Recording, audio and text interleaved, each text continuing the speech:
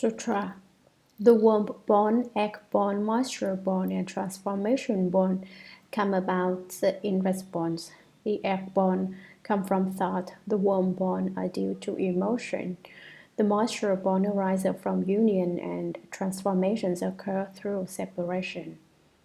Commentary. The womb-born, egg-born, moisture-born, and transformation-born. These are four kinds of birth. The womb-born are mammals. The egg-born are feathered vertebrates, birds, and the like. The moisture-born are creatures born out of water. The transformation-born are beings that change form. They seem to be there and then disappear. They seem not to be there and then appear. They come about in response. In every kind of birth, there is a stimulus and a response. For instance, the egg-born come from thought. There must be four conditions present for birth from eggs to occur: the condition of a father, the condition of a mother, the condition of individual karma, and the condition of warmth. With them, the egg-born come from thought. For example, a mother hen sits on her eggs all day long. It gets unbearably hot, but she won't get up. Once a day, she lives long enough to defecate and eat a little, and then she goes right back to sitting and thinking. Come out, little chicks, hatch, little ones. That's why it says that the egg-born come from thought. The womb-born are due to emotion. The moisture-born arise from union. Moisture-born beings can come about from two conditions: the condition of sunlight and the condition of moisture. Transformations occur through separation. These beings are created from karma alone and are changeable. They appear and disappear, disappear and appear. Transformation is attributable for a strong desire for the new and a dislike for the old. Hence it occurs through separation. Sutra. Emotion, thought, union, and separation go through further changes, and from all the karma received, one either rises or sinks. From these causes and conditions comes the continuity of living beings. Commentary. Emotion, thought, union, and separation go through further changes. There is a combined interaction involving change over and over again, and from all the karma received, one either rises or sinks. From the retribution undergone, beings vary from birds in the air to fish in the sea. From these causes and conditions comes the continuity of living beings. Living beings are those receiving 12 kinds of rebirth: those born from worms, those born from eggs, those born from moisture, those born by transformation, those born with form, those born without form, those born with thought, those born without thought, those born not totally with form, those born not totally without form, those born not totally with thought, and those born not totally without thought. This is the series continuation of living beings. First, we discussed the continuity of the world. Next, we have discussed the continuity of living beings. Sutra, prana, thought, and love become bound together so that people love each other and cannot bear to be apart. As a result, the world has been an endless succession of births of parents, children, and grandchildren, and the basis for all of this is desire and greed. Commentary. Prana. All the living beings of the world have thought and love that become bound together.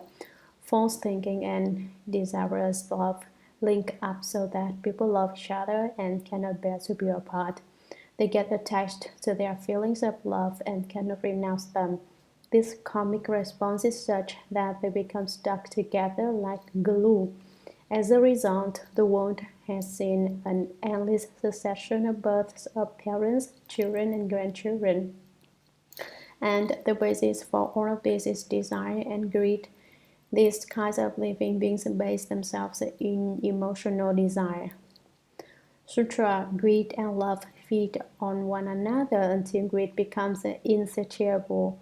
As a result, in the world, all the sentient beings born of eggs, worms, moisture, and by transformation tend to devour one another for the nourishment of their bodies to the extent that their strength permits. And the basis for all of this is killing and greed. Commentary. Greed and love feed on one another until greed becomes insatiable. Every creature wants to nourish its own body. The greed cannot be stopped.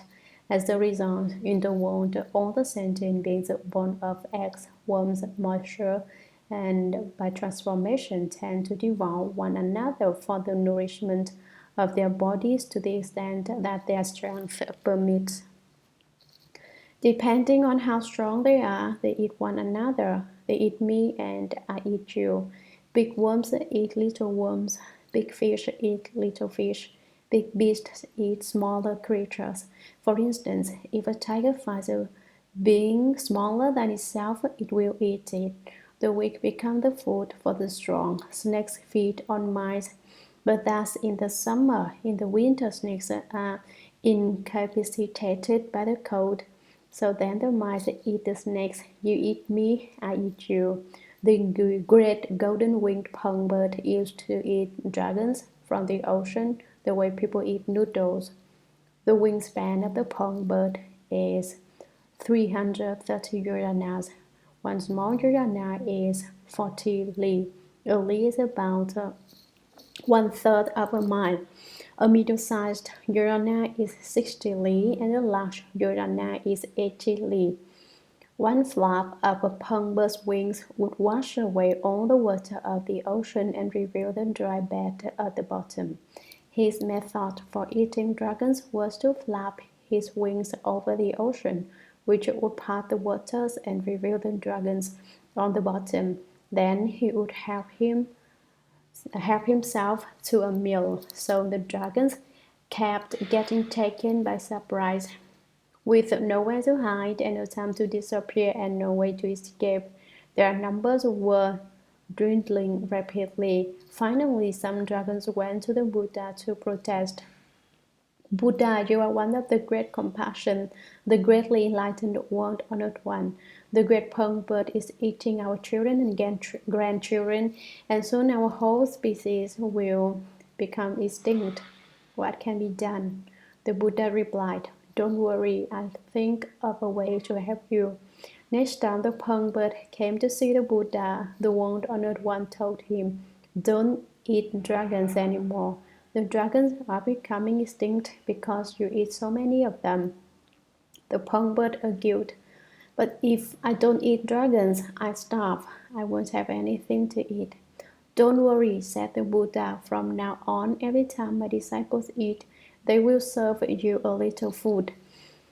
So in Buddhism, at the noon meal, a little food is taken outside. During the high meal offering, it is given to the great golden-winged songbird to eat. This story is another example of the competition for survival, and the basis for all of this is killing and greed. These kinds of living beings kill one another off. The fundamental characteristics of their karmic offenses come from greedy desire and a fondness for killing. Sutra. A person is a sheep. The sheep dies and becomes a person. The person dies and becomes a sheep, and it goes on that way through 10 births and more.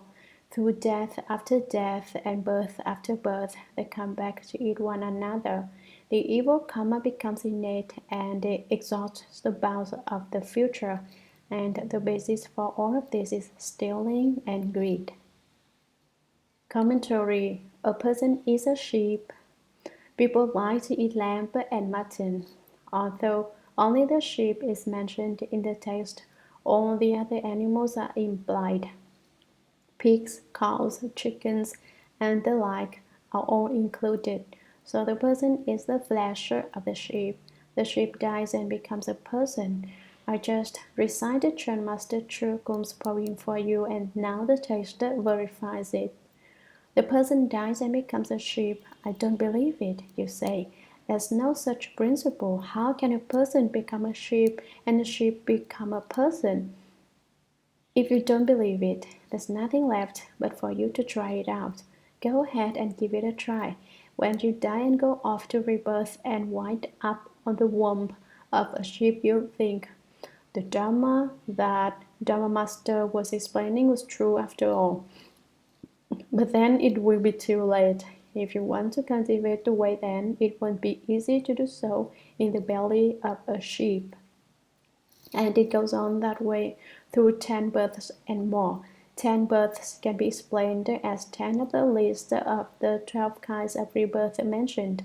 It can also mean 1 life, 2 lives, 3 lives, 4, 5, 6, and so forth. So it is said, once you lose a human body, you may not get it back in 10,000 rebirths. If you lose the body of a human being and turn into an animal, it's not at all easy to get back into the human realm.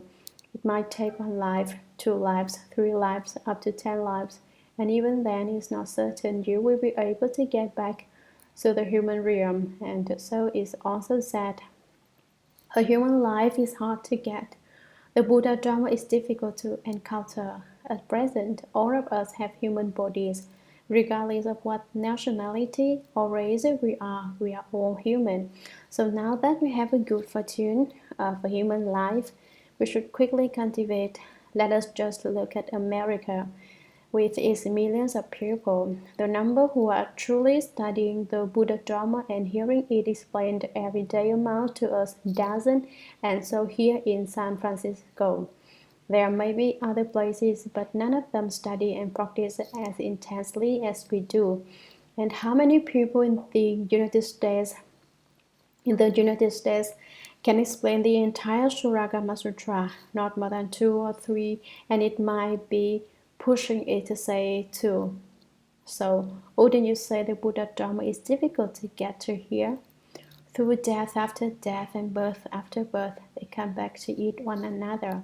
The sheep dies and becomes a person. The person dies and becomes a sheep. You eat me and I eat you. You fill my belly and I fill your belly. We keep changing places. You eat my flesh, I eat your flesh.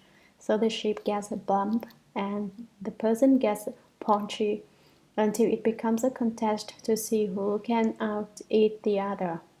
Not only do they eat like this for 1 life, it goes on for 10 lives and more. So people don't get too obese. Don't compete with the sheep to see who can get fatter. There's no way to even the score. The evil karma becomes innate and exhausts the vows of the future. The battle goes on. You take a bite of me in this life. Next life, I'll take 2 bites of you. You eat 2 bites of me, I'll help myself to 4 bites of you. The interest rate keeps multiplying. And this process never stops. It reaches to the vows of the future. What are the vows of the future? That means tomorrow and tomorrow. Tomorrow and tomorrow. How many tomorrows are there? They exhaust the vows of the future. They never cease. Now what about that? Dangerous or not? If you want to try it out, take my advice and don't. It's too dangerous to play around with. And the basis for all of this is stealing and greed. Stealing is taking not what is not given. For instance, when you eat the flesh of a sheep, the sheep certainly did not give it to you. It's not like the case of the deer wise Park who offered 1 deer to the king every day. You chose to do that, and perhaps there wouldn't even be a retribution to repay in that case. But if you capture and kill a sheep for no reason but to eat its flesh, you have stolen. You eat his flesh and thereby take what is not given, and so he gains rebirth as a person, and you become a sheep in your next life, and in this way you keep stealing from each other. You stole his flesh, so now he steals your flesh. A sheep dies and becomes a person, and his rebirth is a case of causal reward, though you may not realize it. So the whole situation is extremely dangerous. I hope my disciples won't flirt with danger and try things out only to end up as sheep or pigs, because I don't want my disciples to fall. I want them all to become Buddhas a little sooner. So today I urge you, don't try out that dangerous path. Sutra, you owe me a life. I have to repay my debt to you. From these causes and conditions, we pass through hundreds of thousands of aeons in a certain cycle of birth and death. Commentary, you owe me a life. I have to repay my debt to you. If you take my life, you must repay me for it. If I take your life, I also have to return it to you in kind. If you borrow from me, you must repay the debt. If I borrow from you, I must also pay you back. From these causes and conditions, we pass through hundreds of thousands of aeons in a sustained cycle of birth and death. Even after millions of aeons, we are still caught in the perpetual cycle of birth and death. Sutra, you love my mind, I adore your form. From these causes and conditions, we pass through hundreds of thousands of aeons in a sustained mutual entanglement. Commentary, as soon as this passage of text is read, you should feel total fear. Look at what it says. You love my mind, I adore your form. The arisal of love is the birth of ignorance. Adore your form means there is activity. From ignorance arises activity. This is again the topic of man and woman. In fact, this is world. In this world, apart from the question of men and women, there's really nothing to say. Thus, if the Buddha Sutras don't talk about it from one angle, they refer to it from another angle. But it's not the case that the Buddha advocated love when he said, you love me and I love you. He wasn't promoting free love, which ignores all the rules. From these causes and conditions, we pass through hundreds of thousands of aeons in a sustained mutual entanglement. It is just as if you were glued together and can't get apart despite yourselves. You get really sticky and you think the whole thing is just what you always wanted, but actually, since you're stuck there, you can't get to the position of Buddhahood, and you still think it's not bad. Love, love, love, what? Sutra. Killing, stealing, and lust are themselves the basic roots. From these causes and conditions comes the continuity of karmic retribution. Commentary. Where does karmic retribution come from? It is produced from killing, stealing, and lust. If you kill, you create the karma of killing. If you steal, you create the karma of stealing. If you lust, you create the karma of having sex. These three kinds of karma are also called the three evils of the body. They are themselves the basic rules. From these causes and conditions comes the continuity of karmic retribution. The continuity of karmic retribution supports the continuity of living beings, and the continuity of living beings supports the continuity of the world. The continuity of the world, in turn, supports the continuity of karmic retribution, and so the cycle completes itself and is endless. It ends and begins again, ends and begins again. That's the way this world is. If you think this world is really fine, exciting, and beautiful, then go ahead and enjoy yourself. If you think it is not so good, you can come back home, rest home. It's at the position of Buddhahood.